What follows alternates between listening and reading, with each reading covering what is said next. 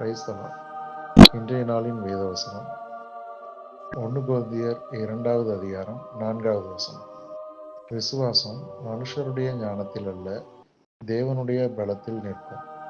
ஆம், கர்த்தருக்குள் பிரியமானவர்களே, நாம் ஆண்டவர் மேல் வைக்கும் நம்முடைய விசுவாசம் மனுஷருடைய ஞானத்தில் அல்ல, தேவன் தருகிற பலத்தில் நிற்கும் பொழுது தேவ ஆவியானவர் தாமே நம்மை வழிநடத்தி செல்வார்.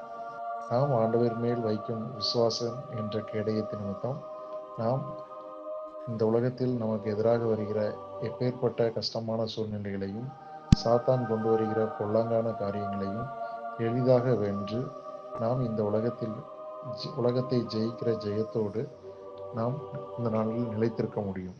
எனவே ஆண்டவர் நம்முடைய உள்ளத்தில் விசுவாசத்தை பெருகும்படியாகவும் அவிசுவாசத்தின் கிரியைகளை அழிக்கும்படியாகவும் நாம் தினமும் ஆண்டவரிடத்தில் ஜெபித்து இந்த நாளை தொடங்கும் பொழுது ஆண்டவர் நம்முடைய வாழ்க்கையில் மிகப்பெரிய காரியங்களை செய்வார்.